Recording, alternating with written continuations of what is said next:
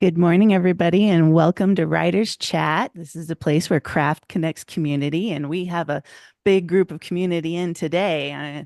I think everybody's pretty excited.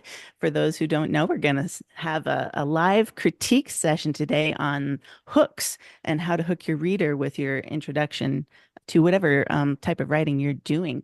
And so we've got a variety of submissions to go over today. And I don't remember. I had to have a total brain blank. Sorry about that.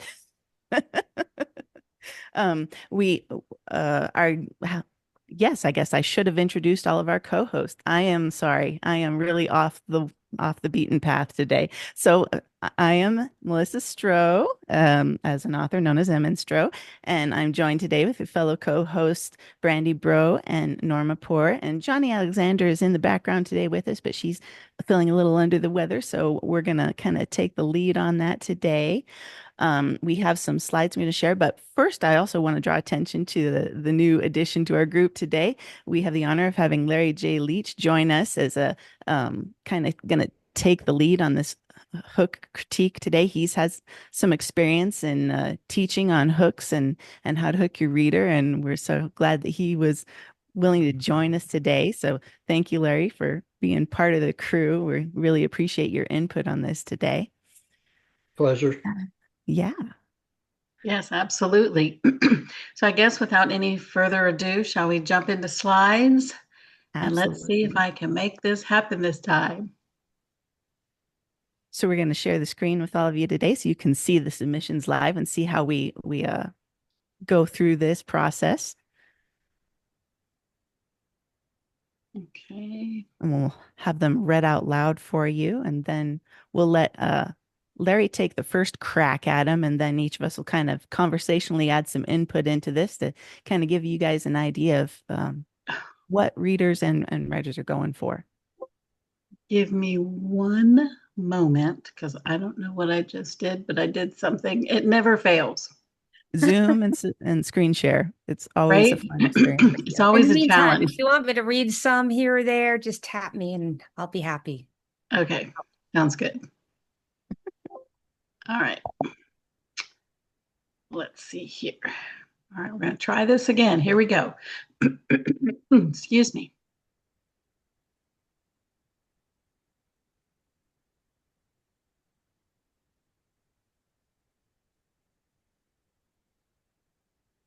All right. Yay. We've got it up.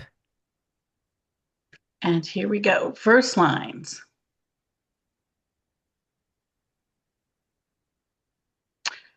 Archangels, Book 1. A misty haze encircled the infinite God as he drifted through eternity with, excuse me, with his every move. Delicate strands glittered and swirled like smoke caught by the wind. Anticipating the conversation, the Father stirred, and the fiery glory of his Shekinah flamed. At once, the haze disappeared. Do you see it? I do, the Son said. Do you see mine? All right, that's our first one. Okay.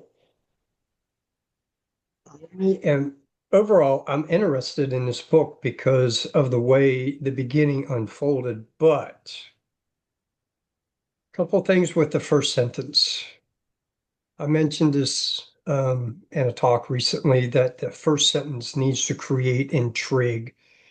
And the example that I gave was my favorite all-time first sentence is, have you ever tasted the barrel of a 357 Magnum when it's halfway down your throat? Okay, that creates a lot of intrigue. And to me, that's the benchmark. And the reason it creates so much intrigue, it is the opening sentence of the memoir by the original drummer of the rock band Kiss. So on the cover of the book, you see Peter Criss in his cat makeup from the days when he was part of the band. So the intrigue in that particular sentence is he being robbed, or has as he put the gun in his mouth himself. The third intrigue is what happened that the trigger wasn't pulled for him to be able to write his memoir. So that is just an example. Another great first sentence that I've come across over the years was by Henry McLaughlin in his debut novel, "It was a great day for a hanging." Now, that breaks a couple of things that I teach. Try not to use sentences that begin with it or use the construction "it was," but in this case for Henry, it worked. So, little teaching there. So to this point, this first sentence here. A misty haze encircled the infinite God as he drifted through eternity. First thing that jumps out at me is please eliminate the word "as" for simultaneous action. Do we see it in print? Yes, it's lazy writing, and I'm on a little bit of a soapbox here. I'm sorry, I'll get off in a second so I don't fall off. Using "as" for simultaneous action is lazy writing and lazy editing when we see it in print.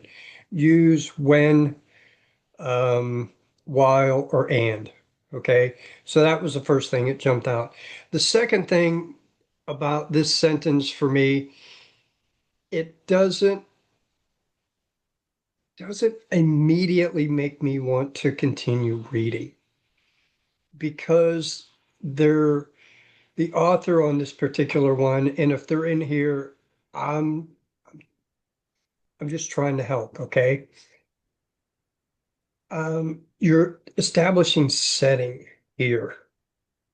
And James Scott Bell does a great job teaching authors, and I've learned a lot from Jim. This first sentence, this first paragraph, this first page, we have to see the main character in distress so that we can start rooting for the character. We can feel an instant connection. Now, because it's God, I have a little bit of desire to keep reading because it's God. You know, I want to see where the author's going to go with it. But I would work on creating a more dynamic first sentence. And does it work? Yes. Many times we need to spend more time on our first sentence than any other sentence in the manuscript. I have a friend one time rewrote their first sentence 17 times. But we have to grab that attention, and I don't feel this one does. I'll shut up and let the others chime in. I have a suggestion, but I want to hear what Melissa and Brandy and Norma have to say. Okay. All right. Brandy, would you like to go next? Sure. Um,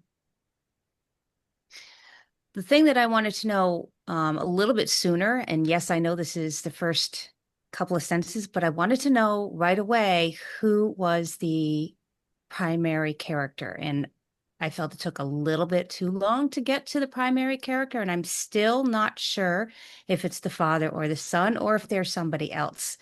So I'm a little unsure about that. I agree with what Larry said, particularly about that, as it gives a really interesting thing, like it's an intriguing setting, but for first lines, I agree with Larry, something a little bit more engaging and immediate with character right there, where, you know, and he's totally right. You can't really do simultaneous action in writing. Writing always, by the nature of what it is, has to have things happen one after the other because words happen one after the other. So Norma, Melissa. Yeah, Go my ahead, brain's Melissa. still kind of churning on it. Did you have something, Norma? I I didn't mean to was just interrupt. going to say ditto to what Larry and Brandy already said. And I would, like already has been said, I'm intrigued by it. I don't know that I'm hooked by it, if that makes sense. Mhm. I think it can be rewritten. I saw the "as" right away. I'm pretty much just repeating. Are we going to go ahead and, well, Melissa, I'll let you go and then we can do recommendations.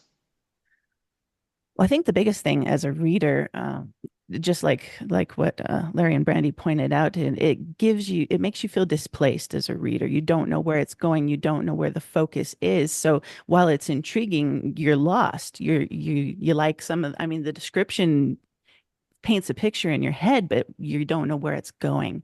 So there needs to be this sense of immediacy, this sense of what is the purpose of this scene, where I want to be drawn in, but I don't know where I need to go.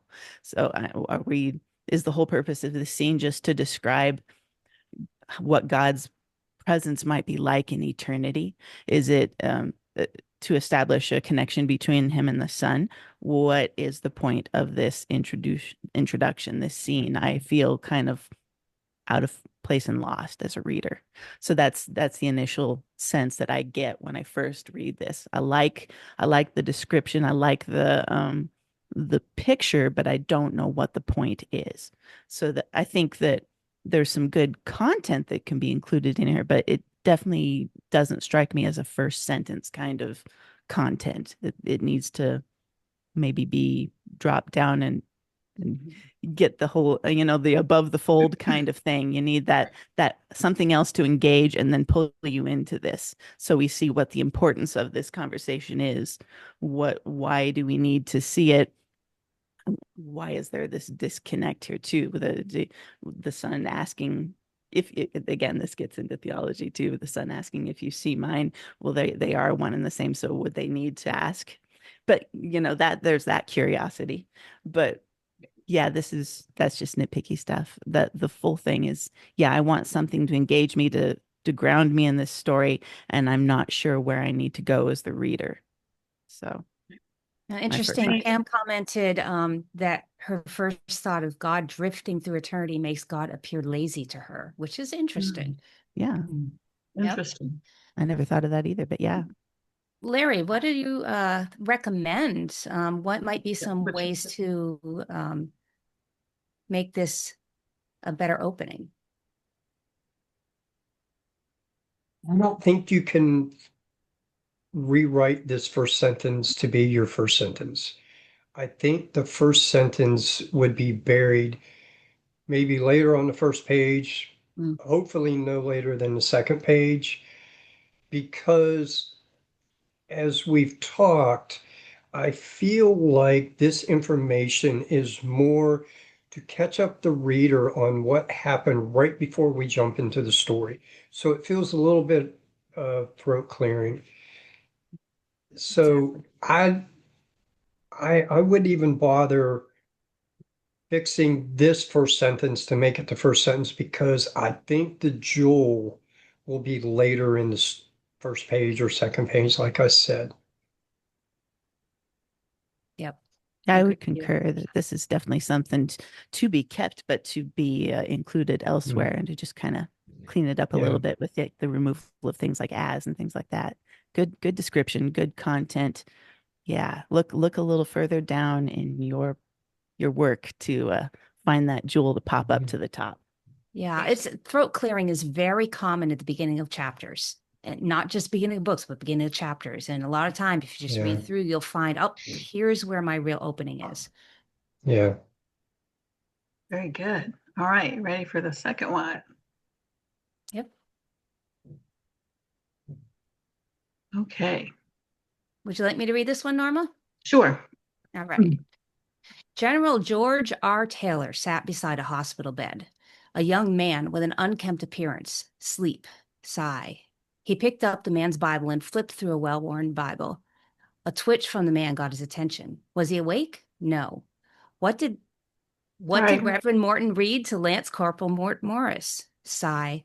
He put the Bible back on the nightstand and stood up. He gave one last glance at the Lance Corporal, who served him well. It was an honor to have him under his command.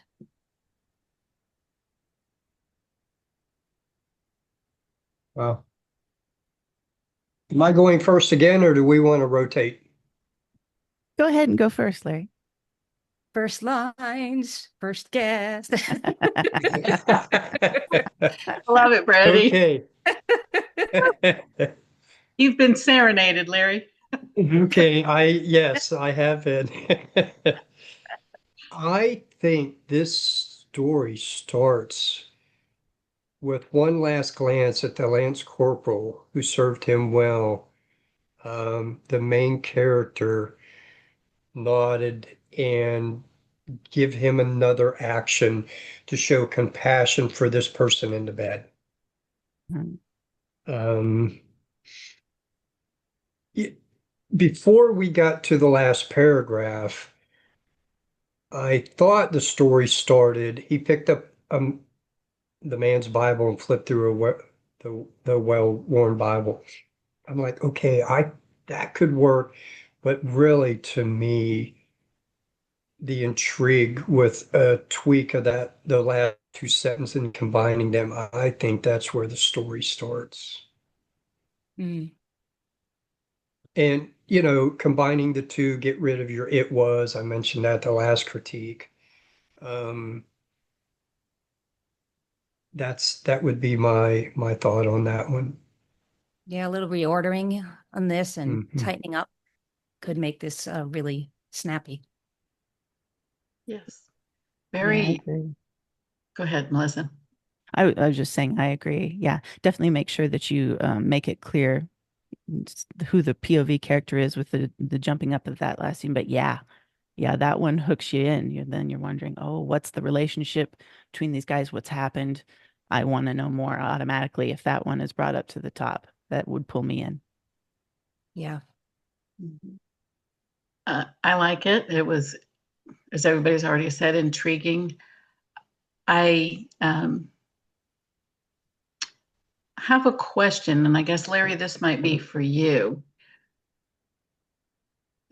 Hearing as Brandy read it, the sigh, it kind of, I don't know if jolt is the right thing, but it just didn't, it like for a split second took me out. And then I had to jump back in. How would you, how could you relay that without, okay, here, how can we show that without telling it? So that And I it like it. flows in the story. I like that you brought that up because, like you, I felt like this pulled me out real quick, and I call this ping-ponging because it flipped very quickly to omniscient point of view. So you ping-pong the reader from the intimate point of view up to the omniscient point of view and right back. Okay. Now, the way I would fix that, a young man with an unkept parents, um, that sentence is kind of clunky to me. Clunky typically means rewrite. It's good information, but it needs a rewrite. I would give an action with the sigh to the point of view character. He tugged at his collar inside, or something like that. And then the second one, what did Reverend Morton Reed to um, Lance Corporal Mort Morris? That sigh felt awkward there. I get that the author's trying to show the point of view characters either sad, and sigh could be used for a number of different things, but I think in this case he's sad because it looks like this person may not make it. Um, the other thing I wanted to point out was he awake. I'm seeing this a lot in manuscripts that I work with. Internal dialogue. I think for the most part, this author is handling internal dialogue well. One thing that I encourage authors to do is be mindful of how many questions you ask in internal dialogue. Now, do we ask questions in internal dialogue? Yes. But when it's 3, 4, 5 in a row, or every time there's internal dialogue, it's a question, it gets to be too much. And in most cases, questions could be rewritten as statements. So hopefully I answered your question, Norma, by babbling a little bit. No, that was good. I also thought, could he or could this author maybe say instead of sigh, something like he exhaled, or is that just kind of doing the same thing? It's the same thing, but it could be a change of pace instead of say sigh. Anybody else have comment? Now, what would be your recommendation? Did you already give your recommendation, Larry? I think I did when I first saw this, that I would The bottom recommend two. take the bottom two sentences, rewrite and combine them into one. Anybody No, it's else? a good case where you can find that first sentence fairly close to the top. Mhm. Yep. One thing that I noticed in contrast to the first example we read is the first one really had more of like a sense and a feel with the setting and the surrounding. And this one was more in a room, in a scene where you know you had some characters and something was going on and something was going to happen. And I appreciate both aspects. And I also want to just give a shout out to everybody that has submitted their work for critique. It's bold of you to put your work up, to ask for recommendations, to hear the feedback. I know it can be a challenge to hear maybe you think something was better than maybe what you might hear for feedback. And I just want to encourage everybody that hears this feedback, that we seek your best and we think that you are brave and bold in doing this. And we applaud you for having submitted. We applaud you for having written. And we just want to see the best for everything that you have in your writing. And we hope that you will find some encouragement as well as some good suggestions for how to tweak your opening. Right. Any comments about this in the chat that we need to address? Some general edit comments about changing tense and stuff to keep things in line with the POV character, like changing sleep to slept and things like that. So just some general edits to keep in mind, but I think some of that would also come along with the reworking of this passage. And I would also recommend that those of you that what we're critiquing belongs to you, excuse me, be sure to save the chat so that you can also look at what the other people in the audience had to say about your piece. It can be very helpful. I will also add, for those who may not be present, if we're critiquing your work and you aren't present, that I am saving the chat and will share it to the writers chat group for you to download. So it will be accessible if you weren't able to do that. Good deal. All right. We ready for the next one? Yeah, Pam so. just commented on this last one that the last paragraph really grabbed her heart. I think that's confirmation for what Larry says, that there's your real opening line in that. All right. Okay. We might just have to ask Melissa to read this Read because this we one. have Yep. We made it butcher the obvious whose words. submission this is. Yes, I put mine up there for everyone to take apart. So yes, I'm putting myself out there and it's admitting this is mine. Would you like to read yours? Sure, I can do that. Okay. Thank you. All right. I intimidate people with all these medieval I see the Irish italicized words going. I know I would butcher that one. Yeah, me too. So there you go, Melissa. All righty, here we go. So, Tum Ireland, 941 AD. The low hum of his overlord's cattle filled Angus's ears as he opened the gate to the bolly beside his farm. Pressing it back against the rock fence and closing the cowfold, Angus made way for Lord Davin and the rest of the Delcast herdmen to funnel the cattle into the enclosure. It brought a measure of contentment to watch the docile creatures as they searched about and resettled into their former home. He and Davin spent much of the year guarding over them in the summer pastures north of Angus's farm, those belonging to Chief Kennedy and his brother Duncan, Davin's estranged father. Being one of the only herdsmen not on foot, Davin circled back upon his dark horse and returned to the gate just as Angus closed them in. He dismounted. I'm told father will come to cull the cows meant for Lumnach's Onak, likely on the morrow. Thank you, Melissa. Yes. Sure. Man, I would have botched that really bad. So thank you, Melissa. I would have gotten some of them, not all of them. Go ahead, Larry. I almost offered to read, but I'm glad I didn't.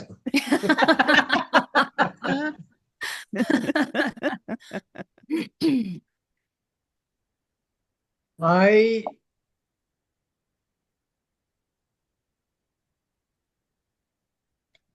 maybe it's just my suspense mind, but I think I would rather see him getting chased by a bull to start this story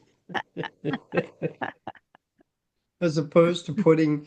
Now, is this part of a series or is this a standalone? It is part of a series. It's a second book and part of a series. So yeah, So we're familiar with these characters already, some of them. Yeah, some of them, and we're familiar with their farm life and all of that, correct?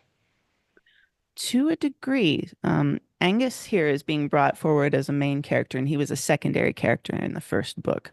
So you're kind of getting a little more insight into his life. But yeah, it's I I myself didn't know whether this was really lead material either, and I'm still debating on what content to put first because I want to give a sense of place and setting and start to kind of show people what the culture is like, but I don't want to bury him in it too soon. So I've still been debating on what kind of lead to Mhm. pull in for him. And I think in a series, it's important to remember how we finished the previous book. You know, when I teach storytelling, I encourage authors, if you have a series to write, map out all your books first before you write the first one.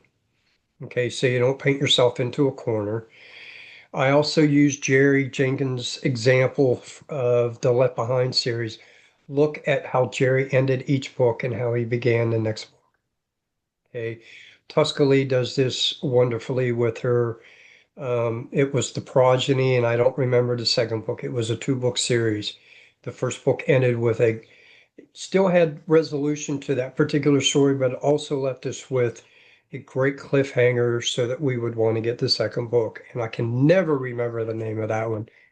So I'm I'm not sure that this beginning grabs my attention, Mhm. only because I'm not connected with any of the readers coming in fresh, having not read the first book.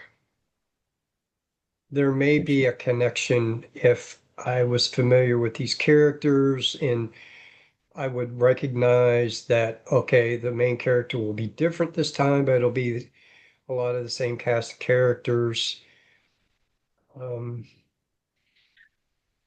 There was just a suggestion in the conversation that actually would help. Uh, the story is going to be taking these characters to an assembly, and that's where all the action's going to happen. So we want to know about the importance of this assembly in this story, and so maybe I need to start with something like that. She talked about starting with a dialogue or an action leading to the dialogue about the cattle being culled, and in the previous story, we also established this estrangement. So we know there's this tension between father and son, and Angus is pulled right in the middle of this. So his labors, his work is kind of on the line because he's stuck between father and son, and he's supposed to be loyal to the father, but he's kind of being more loyal to the son. So this causes a lot of tension there. Somewhere in that story, maybe the first line is. Mhm. Yeah, that seems I like that suggestion too. Larry, what are your thoughts about dialogue as first line? I've heard some conflicting views on that. Mhm. Opening a scene or a chapter with dialogue is confusing for the readers unless it is continuation of a previous chapter or scene from a different point of view. Okay. So, Yeah. Maybe establishing tension in Angus first in some sort of way he's acting, feeling, and then leading into the dialogue. mhm. So the Yeah. reader can feel the tension and wants to know what's going on between these people. Good One of the thoughts. thing caught my attention with this opening is that there's a lot of chunks Yep. and a lot of your sentences are long. So if you can Mhm. vary up some of the sentence lengths, and maybe in the beginning, a little bit shorter sentences might give more of a sense of urgency and to engage the reader to start reading. What are your thoughts, Larry, on going right to action, leading with action? That's another thing that I've always heard kind of mixed reviews on as far as starting out a scene with action. I think that gets us more into the story. I think it creates a better connection with a particular point of view character in that scene, because in every scene, the character has to be in some kind of trouble, and it helps us root for them if we have action, particularly right off the bat. I mean, and pacing is important. Every once in a while, we need a scene, particularly in suspense and mystery and all of that, in which we allow the characters to breathe and the reader to breathe. Stephen James, his first book, The Pawn, I remember reading the first couple chapters and I realized that I held the book with clenched fists, and I'm like, oh, if this whole book is like this, I will not physically be able to read it. Yeah. It's funny that you mentioned that book. I'm listening to the second book. I listened to the first one the last week on Audible. So now I'm listening to the next one in that series. Good stuff. Melissa, is. I always love your writing. And the only thing I can say is ditto. I think I kind of like the idea of, like Larry said, of maybe Angus being chased by a bull. I think that's kind of funny in a sense, because here in America, there's Angus beef. So it just kind of played fun a little bit, slightly funny, but not really. And maybe with that, some of his inner dialogue could be, oh, great, I'm going to be skewered before I have a chance to help this one or that one or something. Just Or a seeing thought. him seemingly incompetent or something, and oh no, more Yes. reason for them to fire me. Yes, Well, exactly. then, Exactly. then there's instant conflict with his father coming to call the cows because the cows are not cooperating, and it makes him seem like he is inept at what he's Mhm. expected to do. So then you have instant conflict if you have the cows that are maybe chasing him or going the wrong way. All good thoughts, definitely good stuff to chew on. Thank you, guys. Any other comments from the chat that you want to share? I don't have mine up since I have the slide going. I am looking through comments at the Yeah, moment. Sally says if it's a series, I will need reminding of pertinent facts. It's probably been a while since she read the last book in the series. And Yep. that would be drawn down into it. We don't want to bury too much and replay in the very first lines, but yeah, that would be coming. Yeah.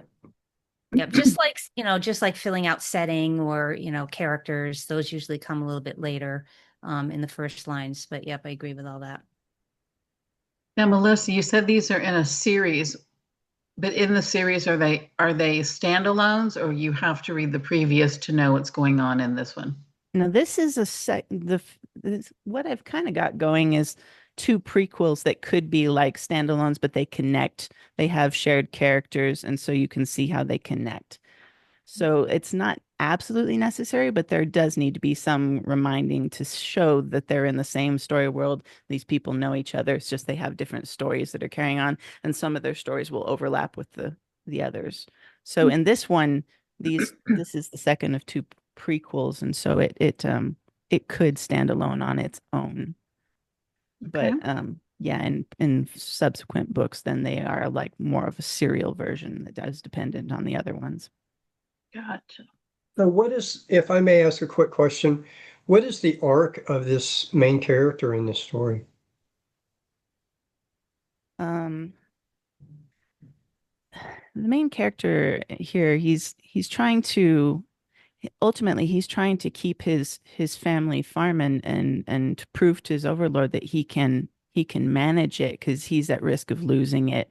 His father died and he's running it by himself, working for his overlord. And if he can't maintain it, his ultimate goal is to either find laborers or a family, to start a family. He's kind of being pressed to find himself a wife, which comes later on. So there is a romance arc in there that will eventually come.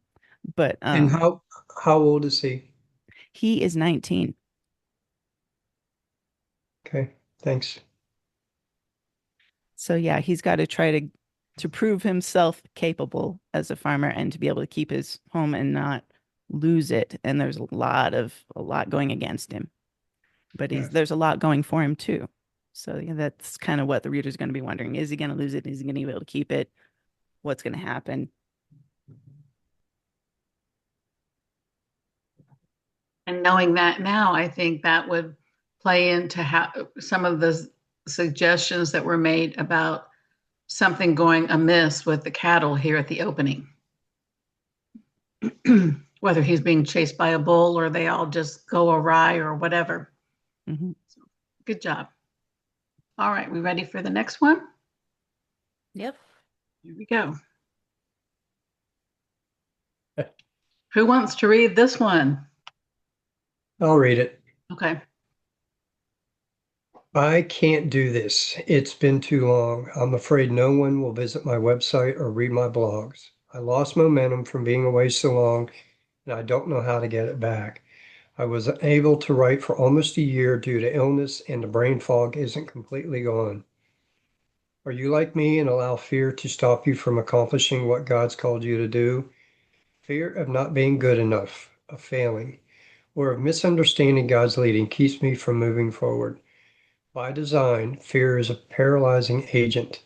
It's even harder to seek God's direction when under a dark cloud of fear. Sally just commented, "Get out of my head." I think that's nailed it right there. Yeah. Go for it, Larry. Go ahead, Larry. Well, first, the dreaded F word. I'm sorry, I chuckled. That got my attention. And I think if that ends up being the title of this particular project, there'll be mixed emotions, mixed feelings about that, but it will get people's attention. And what a great topic. Oh my gosh. Um, I can't do this because it does create some intrigue for me. I don't know what this is. Um, I think I would springboard into some actions. I can't do this.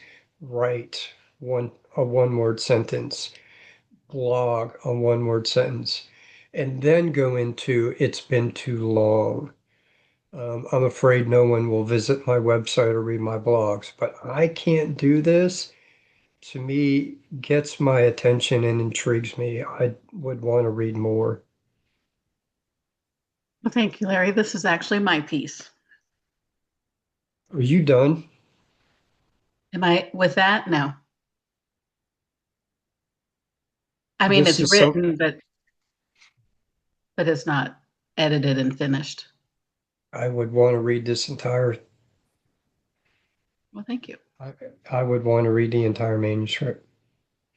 This was actually going to be my return to blogging. This was going to be my first post back as kind of like I'm back kind of thing. My question is, since in the title I have the dreaded F word, and I don't even know how. I guess God just dropped that in there, and I thought it might kind of create a weird sense because most people were automatically maybe jump to the bad F word. Mhm. Should somewhere in that sooner, should I say what it is? Say that it's fear sooner? I would, in your first paragraph, I have already mentioned I can't do this, period, write, period, blog, period. I'm afraid. Maybe, It's right there. yeah, I'm afraid fear has held me back, Okay. something like that. And, you know, unable to write for a year because of illness and brain fog. I mean, anyone who has had any major trauma or health issue in their life will understand that. I mean, there are so many sentences in here that readers can connect with one way or the other. Fear of not being good enough, of failing, misunderstanding. I mean, wow, Norma, this is great. I love it. Thank you. It's because it is ripe with authenticity that Mhm. connects to other people that are dealing with similar things. People can immediately connect to that. You have people in the chat that are just saying, doesn't this feel real and honest? It just connects right to them. Yeah. Melissa, any comments, critique, suggestions? Yeah, the like what they're saying, just get right to the grabbing, Sally made a suggestion about I can't do this. Fear has kept me from it too long. I would eliminate the has even, and then it would be a good gripper. I can't do this. Fear kept me from it too long. So the automatically like, what? What's keeping you? What is it? And that pulls you in, and then you jump into the rest of the things. And I like yeah, that's gonna with the immediacy of the immediacy of it being in your thoughts and everybody being able to relate to that, especially as writers. Yeah, I think that Yeah. would do it. Now, conversely, Sally says, I think the longer you keep the actual reason out of it, the more you'll draw all types in. I mean, there could be um, reasons on both sides to tell it right away or to maybe string along just a little bit, not too long, but just a wee bit, just a little bit more enticing to really nail it into people's emotions. So yeah, I guess, play with it and see what feels right to you with this particular Mhm. manuscript and what you're wanting to accomplish with it. Okay. All right, where are we time-wise? All right, let's do the next one. We ready? Yes. All right. Forged. The man pulled his jacket closer to ward off the sudden chill that wrapped around his bones. The sun was setting, lengthening the shadows of the trees, of the marble obelisks and headstones. He rested his hand on a weathered tombstone and stared at the engraved name and dates. The rough edges of the cold marble scraped against his fingertips. This is where his own shabby destiny had started. With a grandfather rumored to have died a hero's death, to have been buried in the same hallowed ground as true heroes. And then been forsaken.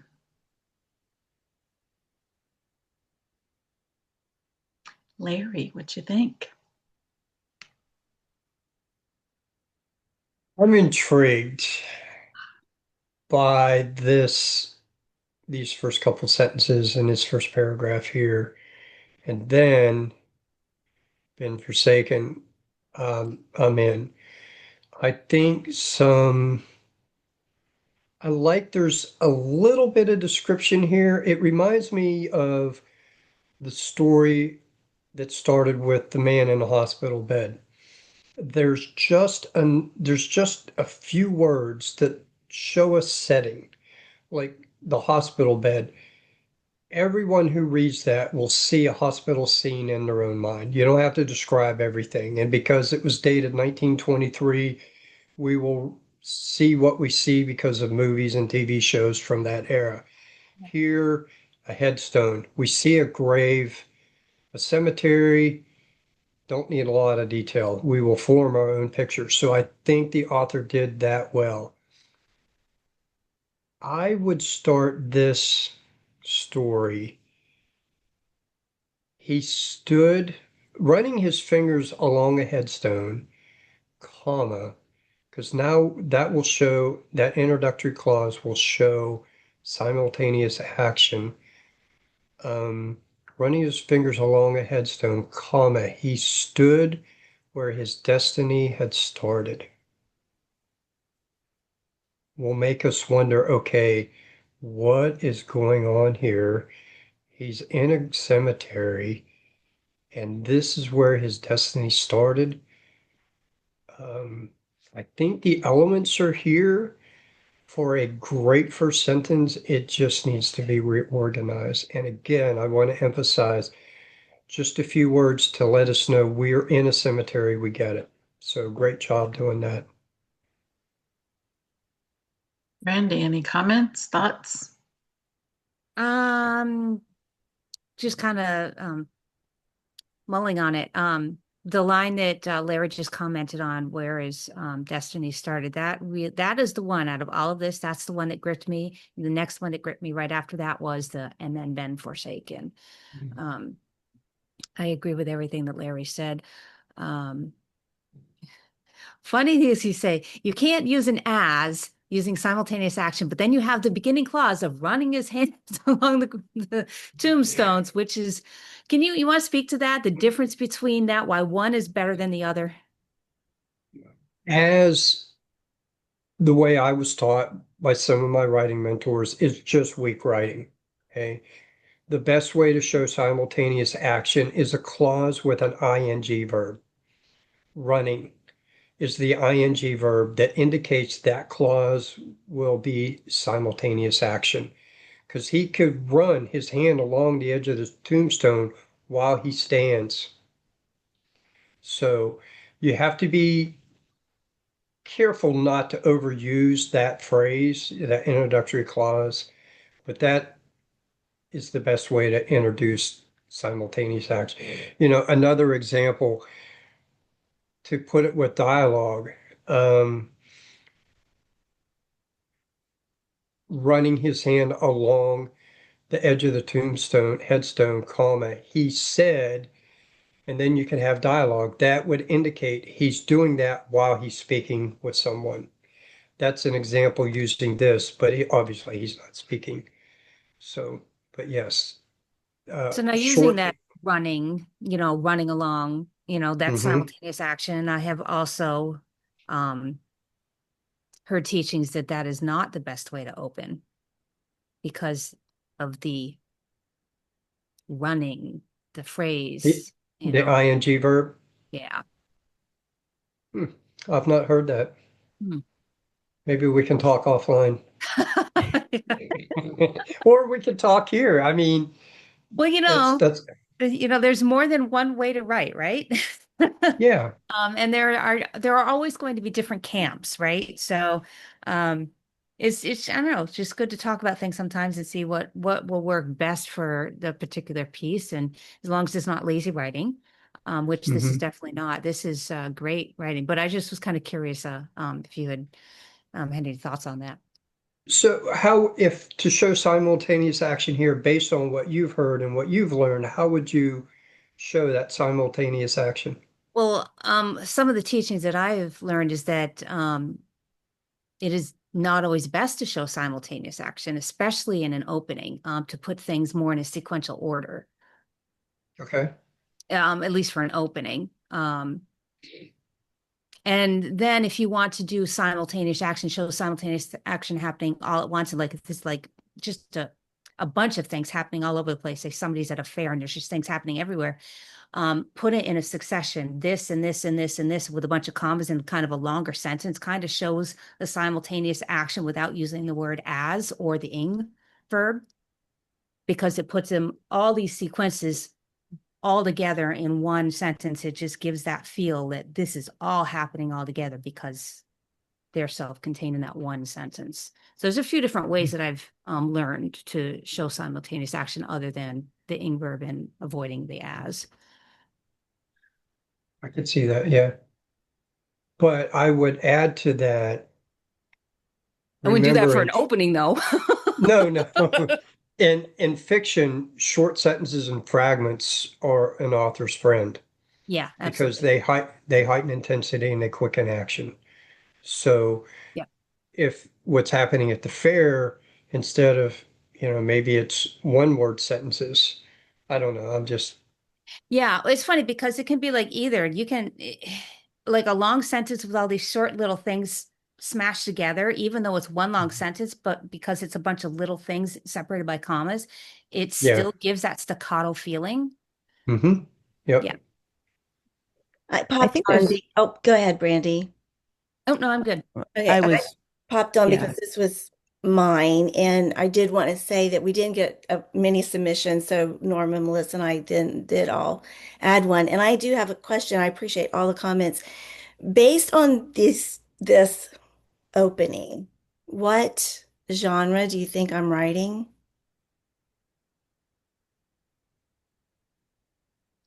war historical would be my guess. Okay. My first thought is a Western. Oh, I don't know why. definitely not a Western. And I know it's not, but that was just kind of the a little bit of that vibe, but definitely older. I do have a purpose for asking this question. So, Sally thought murder suspense, yeah, more They have a historical, couple other people than drama, historical. dramatic. Yep. Yeah, I would think mystery or suspense. it is supposed to be suspense. And then just reading it was, you all were reading it. It's just like, I'm not sure it did. So I just kind of wanted to see what everyone thought. This man actually dies like very quickly. He's not the main character. So Larry, when you're, and I know thriller writers do that. Sometimes they open a book with somebody then who gets killed. What are your thoughts about doing that? Or should I be starting with the main character, the protagonist, instead of this scene? How quickly does he get killed? Probably in the second chapter. This is now this opening I have obviously revised and edited, but this started as a NaNoWriMo project. So you know how those go. You're just writing and all unedited.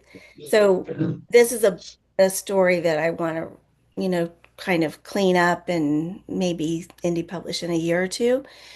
Um, but I'm just really unsure that this opening leads the reader in the right direction. I think there's a change in the tone as the story continues. Why does he have to die so quickly? Because that's the catalyst for the protagonist to know something's up. As she goes to the cemetery right after him and finds something that he dropped, and then a key, and then the key leads to her to finding this knife, and then she realizes this knife might have been used in a murder, and she had been really close to being at the cemetery at the same time this guy was. Is this kind of like an epilogue that you don't want to be an epilogue, because if it's an epilogue, people will Yeah, tend to maybe. I never even thought about it like that. Yeah, yeah, maybe. So this may not be the best starting place. And again, I think the rest, I feel like this is more like I kind of write like when I write historical. So it's interesting you guys said that. But in suspense, I know that's a whole different tone. I mean, I should be right. I should be looking for a different tone than this, maybe. I don't know. So the woman that comes in to the novel in the second chapter Mhm. sets out to solve murders. She is going to be on the run because now these people that killed him are going to be after her to get that knife that she found. I would, that'd be end of the first page for me. Okay. It needs to be Yeah. her. Yeah. Yeah, get her on. I mean, yeah, I'd get her on the run as quickly as you can. Okay. That's what I'm thinking. I'm thinking this is a different story. I I think this whole thing with the heroes field or the cemetery and the heroes that died there, I think it's a different story altogether. And I've been trying to smush them together. Yeah, the Destiny had started. I said mystery or suspense because Destiny had started. I felt like this person would have to solve um, a murder, Hmm. because, maybe it was his grandfather had been forsaken. So, Hmm. It's more about but his past than uh, than something else, than a whole different mystery altogether that he's playing a very small part in. Yeah. yeah, Okay. if she has to go on the run, And he's that's my kind of story. okay. All right. I appreciate that. Thank you. Yeah. Yeah, I think it's a different story. I think I started out with one thing and then started into because it was Nan, I started into something else and I think if you have him killed so soon, I would be upset. 'Cause I Right. would want to know what he's been forsaken. What is his story? He's killed. Yeah. Wait, what? Yeah, I agree. I agree. That would leave too many unanswered questions. Hmm. Yeah. Yeah, This is the because I want suspense to know his writer. story now. Because Mhm. this opening, I want to know his story. Exactly. Yeah. So maybe The he suspense, solves. I'm sorry, go ahead, Larry. the suspense writer in me wants her to find him on a headstone with a knife in him, but Oh, that's a whole different type. There you go. Hey, And now we Norma, know after, why okay. Larry's favorite opening is the opening it is. Oh, yeah, yeah. Norma, after you say what you want to say, I want to address something about Joni's story here. So go ahead. Now I forgot what I was going to say. So I think I was just going to say that this would, as we've already said, this would be a great story on its own, and maybe he found his grandfather dead, and he's gone back to visit the grave, and is just this information is just mulling through his head about how can he figure this out, not being um, a detective, but just this burning desire to solve his grandfather's murder. And Yeah, you write cozy mystery. You could turn this maybe into a cozy mystery. maybe. Yeah. I don't think it fits a cozy. I think if I was going to do that, I'd want it to be not a cozy. Yeah. Okay. That was my thought. Go ahead, Larry. The point that I wanted to make is those who are with us today or will watch us later, it's okay to change your beginning. Sometimes when we write, we're getting a story out and we realize, you know what? This isn't really the story. And it's okay when that happens. Um, don't force it. If you realize that this isn't the right story or the right starting place, that's okay. I learned the hard way years ago. I wrote a historical novel that's never been published, and I had some editors tell me, your story starts in chapter 7. Wow. Wow. And I'm like, oh, okay. But it's okay to work through this during your first draft or even your second draft. Yeah, I have always felt like I did this in 2019 as NaNoWriMo that year. And I have, oh, every time I go back and revisit it, I feel like there's a problem. And I'm just, my heart's in it, and it's hard to separate it. So this is very good feedback that yes, that is exactly what I do. I've got two different stories going on here, his and the other one. Yeah. Melissa had said we had a late submission. Do we want to go ahead and try to tackle that one real quick? We're at the top of the hour right now. Sure. Yeah. Do you want to pull that out there? It's a screenplay, so I'm not sure exactly how easy it would be to do, but it is in the Facebook page I mean, the Facebook members group. So, um, go to it, folks, and read it, and then you can add comments and things like that. And maybe someday we'll have a screenplay person come on, and we could do that. That would be really fun. They It would could, be fun to have Zena come back and do that. yeah, and maybe critique Absolutely. screenplays for us. That would be a really good idea. So hold on to that one, and we'll try to plan that into a different, see if we can get Zena on. We love having her here. So Yes. All right. Any last comments? What are we doing next week? Oh, yes. I didn't Here. look. We are going to have an open mic next week Mm. talking about conference prep. So Yay. this is conference season, everyone. We've had some who just came back from Realm Makers and everything. So we're gonna have an open mic. We're gonna talk about some of our experiences and open it up to the community to share their experiences for you know, how did you handle going to a conference? What were the things that were important to you? What was your from beginning to end, talking about like what recommendations you would give to people for how to prepare, what to do during and after, even after the conference, follow up, things like that.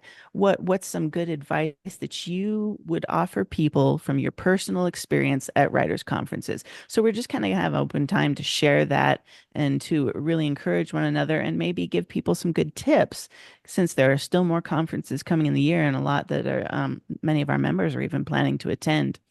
So yeah, that's what's going to come up next week. We encourage you all to come and to share your advice and your experiences. Right then. Looking forward to it. Absolutely. Absolutely. Johnny, would you like to close us out with your I can usual? try. Yeah, we're so glad to have you all here. If you're watching the replay, we do invite you to join our Facebook writers group and also to check out our Facebook page where we have all these videos, our YouTube channel. You can find a lot of videos there too. We are here every Tuesday morning, 11 o'clock Eastern, 10 o'clock Central. You can go around the world to find your time zone so you can be here with us. Thanks, everybody. These are always fun. I love these kinds of exercises. So stick around for the after party and we'll see y'all next week.